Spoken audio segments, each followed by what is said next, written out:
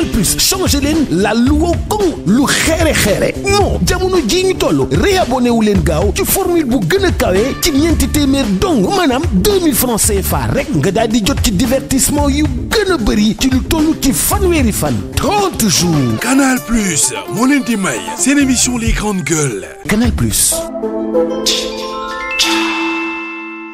ak Canal Plus na gën a kawe aboneel gaaw ngir mën a am formule bi gën a kawe si diiru fanweeri fan ak 2000 francs kese soo abonné woo si Access mën nga am formule bi évasion li gën a neex ci football ak ci chaîne Nollywood TV ak Nollywood TV Epic soo abonné évasion jëfandikool évasion plus ak chaîne Canal Plus yëpp ak championnat sportif yi gën a mag aboneel gaaw ci suñu boutique Canal Plus bi la gën a jege.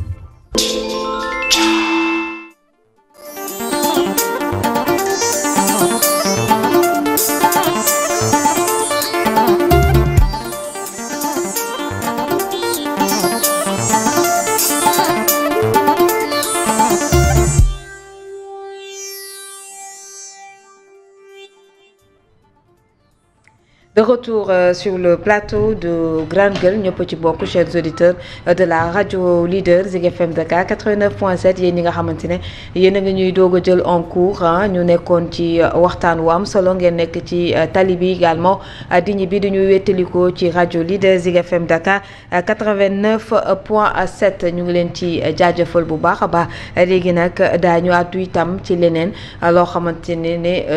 ëllëg ak jàmm lañ ci jëm muy dialogue national bi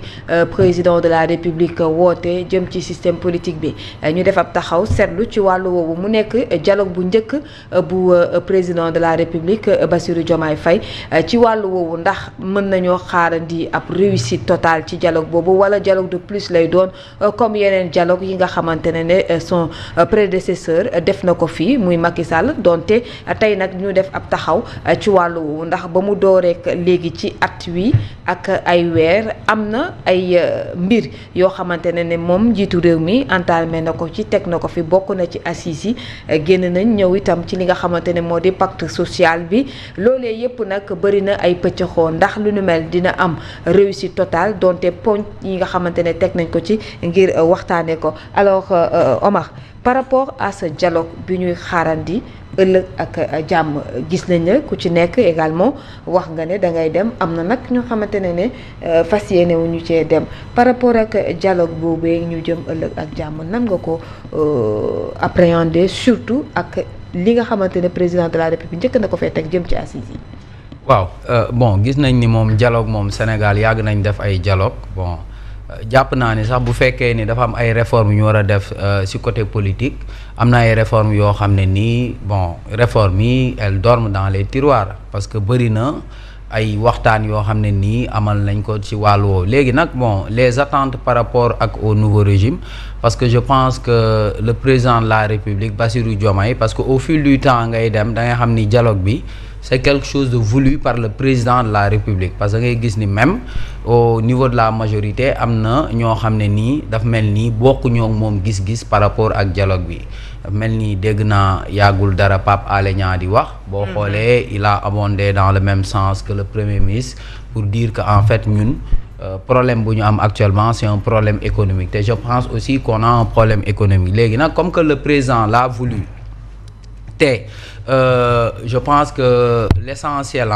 des partis politiques au Sénégal tamit sont des gens sont des républicains comme que président woon na leen ci ay waxtaan quand même les gens étaient obligés en quelque sorte bon d'accepter cette main tendue du président de la République les gens vont partir à ce dialogue là léegi man daal bëgguma ñu am ci déception léegi nag déception mooy lan tey ñu jógee ci dialogue bi mu doon loo xam ne nii maanaam dañ ko defoon nii rek amoon loo xam ne nii ñoom maanaam c'était je veux que en fait ce soit un dialogue sincère. C'est important mu bañ a doon benn dialogue boo xam ne ni amoon nañu ay réformes yoo xam ne bëggoon nañ ko def léegi pour que ça soit légitime fallait ñu woo les hommes politiques autour de la table pour ñu ñëw toog waxtaanee loolu léegi nag jàpp naa ni dialogue bi y a beaucoup de points yoo xam ne ni war nañ ci wax parce que Sénégal tey comme par exemple le fait que tey ñu ne bu fekkee dañ la condamné tu peux pas être candidat par exemple délit les délits d'inéligibilité quoi parce que gis nañ ni je pense que c'est une question centrale quand même boo xam ne Sénégal war nañ ci def taxaw seetlu war nañ ci waxtaan parce que boo xoolee les problèmes politiques yu bëri loolu moo koy indi waaw donte sax dañ laa jàpp nga def dara sax da ngay ne non diw de dafa bañ ma dem ci élection yi moo tax état moo ma complot wala kii moo tax jàpp naa côté boobu war nañ ci waxtaan bu baax te bu ma juumul tamit dès l'instant que nee nañ dañuy waxtaan ci le fait que pour le vote des prisonniers je pense que si les prisonniers votent je pense que peut-être que aussi les personnes yi nga xam ne nii dañ leen condamné ñoom tamit dinañu mën a kii leneen li mooy par rapport à la réduction des partis politiques je pense que si point boobu aussi tamit il faut que ñu xaw si def nang parce que bëgguma aussi comme ce qui s'est passé au niveau de la presse tey ñu créer benn plateforme ne ñëw leen inscrire après dañuy assainir presse bi après tëj nañ plateforme bi basta léegi keneen ku bëggoon comment dirais-je créer entreprise de presse doo xam fooy jaar keneen ki nga xam ne recalé nañ la daanaka amatoo fooy jaar wala xamoo fooy jaar pour ñëw bokkaat dans le jeu comprendre nga léegi nag jàpp naa ni ci côté réduction des partis politiques aussi il faut qu'on soit regardant parce que démocratie sénégalaise aussi chance am mooy on a toujours eu une démocratie boo xam ne nii elle est dafa am vitalité daal maanaam ku bëgg a bokk parce que condition yooyu tey boo xoolee un parti comme Pastef par exemple tey bu ñu demee ba comment dirais-je l'un de leurs leaders dem ba doon président de la République c'est parce que on a créé les conditions pour que tey benn parti boo xam ne donte ba nga juddoo yàggul sax mais nga ñëw mën a jongante bokk ci ay élections mën a kii leneen li c'est par rapport au ak affaire wu le chef de l'opposition je pense que loolu tamit il faut ñu xalaataat ci parce que ñoo ngi naan statut chef de l'opposition te statut chef de l'opposition moom leen rek la mën a doon soit dañuy xool au niveau de l'Assemblée nationale ñu xool ñan ñoo ñëw deuxième wala ñu xool ci élection présidentielle yu ñu jugee ñu xool kan moo ñëw deuxième comprendre nga te boo xoolee ñaari côté yëpp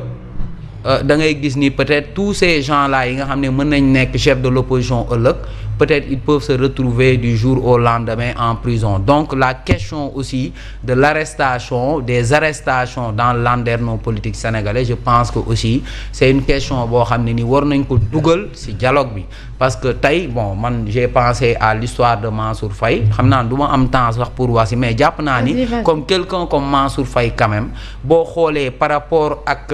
lu ñu waxoon ci par rapport ak Covid-19 ci contexte bu mu amee ak tamit mécanisme de passation des marchés ñu ne mécanisme yooyu pour un laps de temps dañ koy jël tegee ko ne lay pour procédure d'urgence te pourtant ce même Mansour Faye dem na au niveau comment dirais-je de l'ARCOP de l'ARMP laajte ñu ne ko waaw de mu mujj def passation de marché ñu am passation de marché en commençant par l'appel d'offre nga jóge ci appel d'offre bi sélection nga jóge ci sélection attribution nga jóge ci attribution nga livrer li ngay livrer après mu am certification ñu soog la fay mu jaar ci processus yooyu yëpp ñu taxaw tey ne dañ koy topp ci affaire de surfacturation en se basant sur un arrêté qui date de 2013 aussi man je me dis que y a quelque chose qui nous part rond quoi alors que xam nañ ne forcément les coûts de 2013 ne sont pas les coûts de 2020 parce que déjà amoon na déjà rareté ci marché bi hier Assome Aminata Diatta ancienne ministre du commerce en parlait et mais Fatima loolu je me dis que y a quelque chose qui ne tourne pas rond te deuxième niveau d'analyse bi sax mooy lan aussi tey le ministre tey bu fekkee ni dañuy lancer marché c'est vrai que le ministre est l'ordonnateur principal mais tey bu ñuy lancer marché ñu nekk ci ministère nga am DAGE sa DAGE a ngi nii